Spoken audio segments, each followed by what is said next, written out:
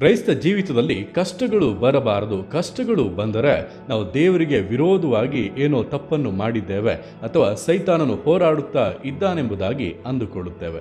ಆದರೆ ಕಷ್ಟಗಳು ಕ್ರೈಸ್ತ ಜೀವಿತದಲ್ಲಿ ಖಂಡಿತವಾಗಿ ಬಂದೇ ಬರುತ್ತದೆ. ಅದರ ಪ್ರಯೋಜನ ಏನೆಂದರೆ, ಕೀರ್ತನೆಗಾರನು ಹೇಳುತ್ತಾನೆ, ಕಷ್ಟಾನುಭವವು ಹಿತಕರವಾಯಿತು, ಅದರಿಂದಲೇ ನಿನ್ನ ನಿಬಂಧನೆಗಳನ್ನು ಕಲಿತುಕೊಂಡೆನು ಎಂಬುದಾಗಿ. ನಿಮ್ಮ ಜೀವಿತಗಳಲ್ಲಿ ಕೂಡ ಬರುವಂಥ ಪ್ರತಿಯೊಂದು ಕಷ್ಟಗಳು, ಬರುವಂಥ ಪ್ರತಿಯೊಂದು ತಿರಸ್ಕಾರಗಳು, ವೇದನೆಗಳು ನೀವಿನ್ನೂ ಕೂಡ ದೇವರಿಗೆ ಹತ್ತಿರವಾಗುವಂತೆ, ದೇವರ ನಿಬಂಧನೆಗಳನ್ನು, ದೇವರ ಆಗ್ರಹಗಳನ್ನು, ಆತನ ಹೃದಯದಲ್ಲಿರುವಂಥ ಭಾರವನ್ನು ಅರಿತುಕೊಳ್ಳುವಂತೆ ನಿಮ್ಮನ್ನು ಮುನ್ನಡೆಸುವಂಥದ್ದಾಗಿದೆ.